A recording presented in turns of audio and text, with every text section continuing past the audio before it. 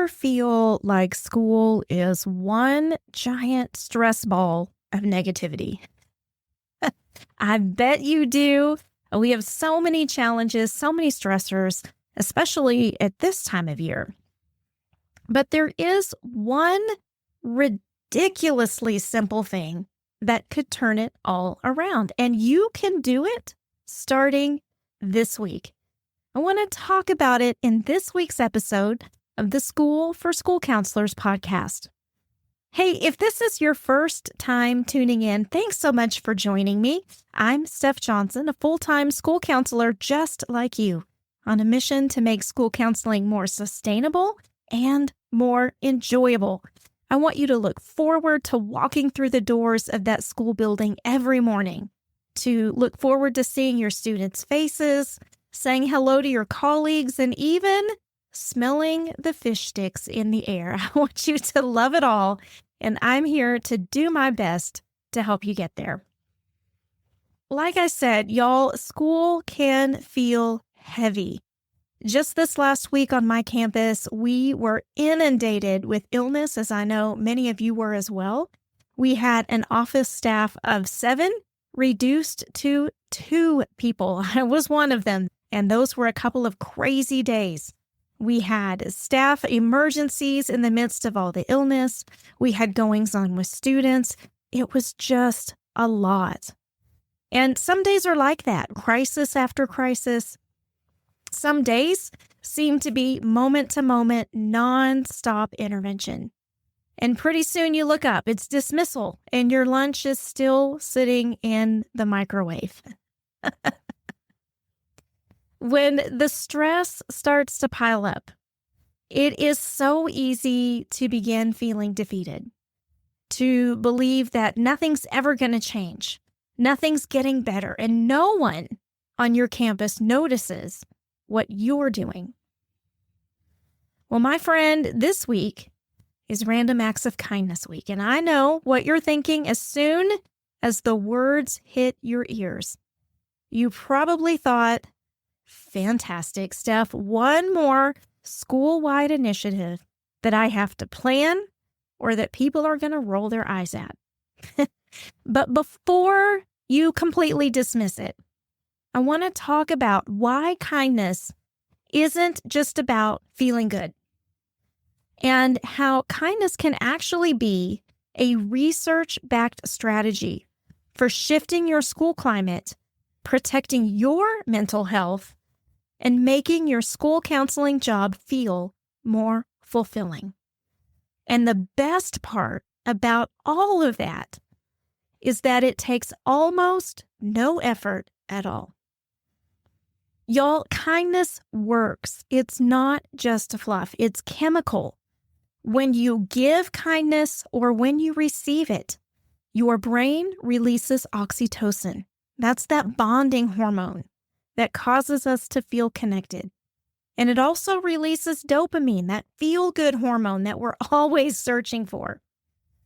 When these hormones are released, it lowers cortisol, which you know is our stress hormone. And that's going to help reduce anxiety and also reduce depression. And it's why something as simple as a compliment in passing in the hallway can instantly shift your mood. And it's also why small positive interactions in your school building matter. It's like when you're having a really bad day or a super busy, overwhelming day, and you're flying down the hallway, and along the way, somebody randomly compliments you.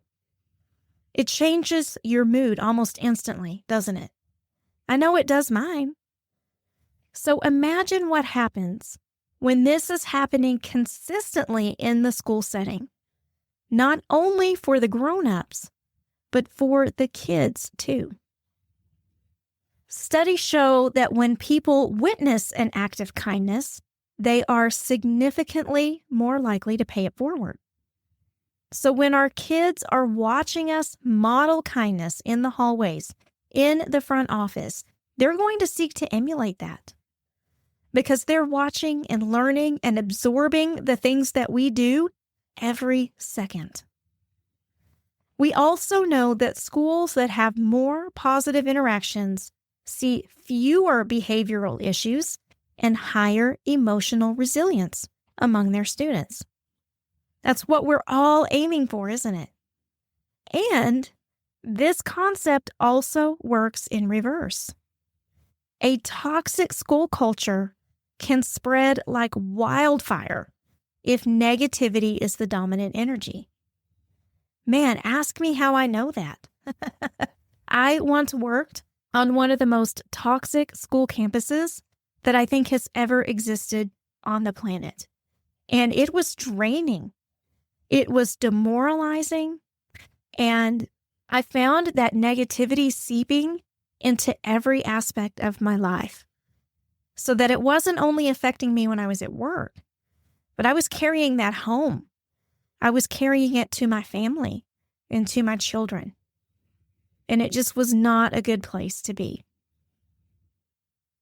You may be working in an environment like that right now.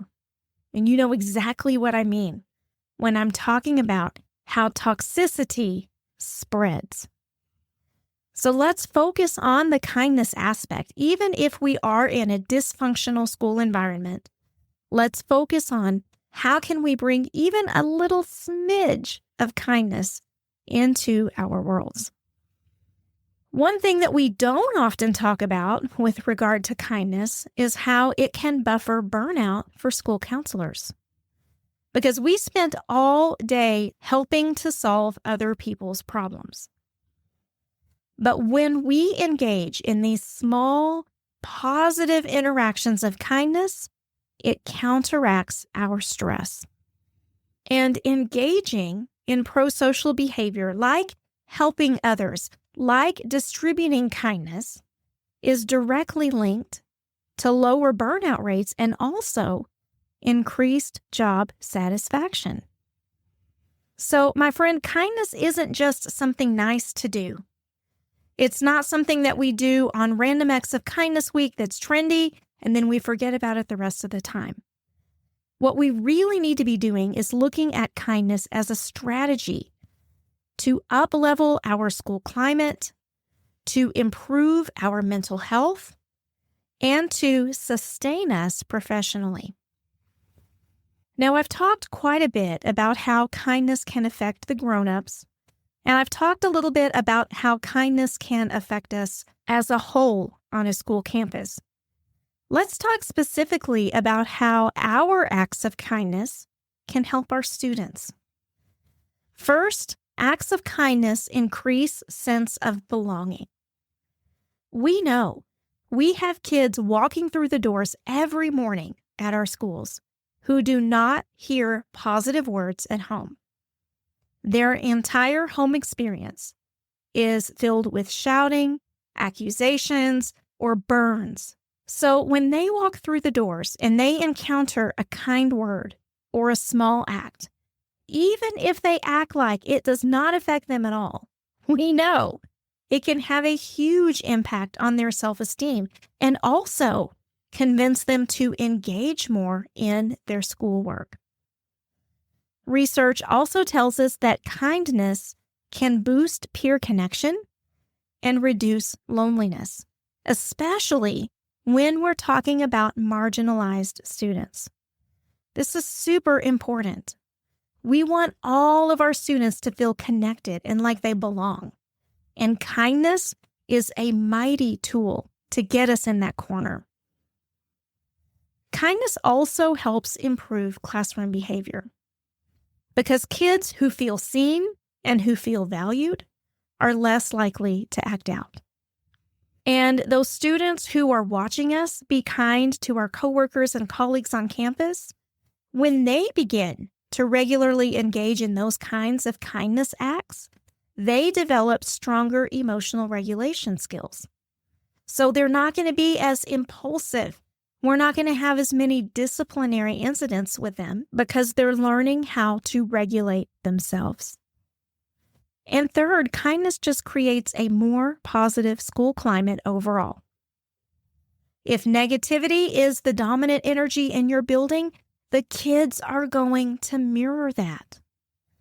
But if we can engage in small positive interactions, we can use those to shift the emotional tone of the entire school. And on the grown-up side of things, I mentioned this briefly before, but kindness can be a burnout hack for school counselors.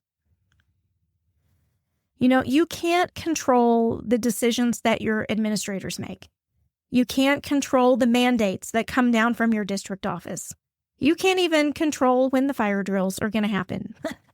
But you can control small moments of kindness.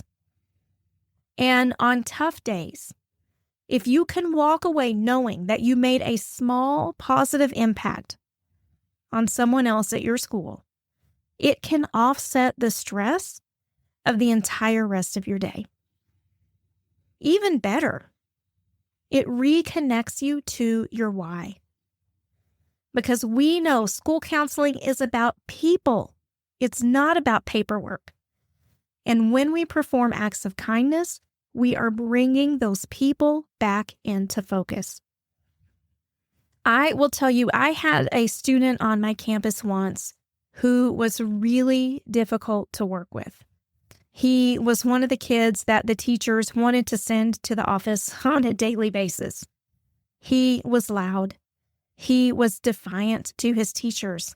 He was constantly talking back, refusing to complete work, and his teachers were exhausted.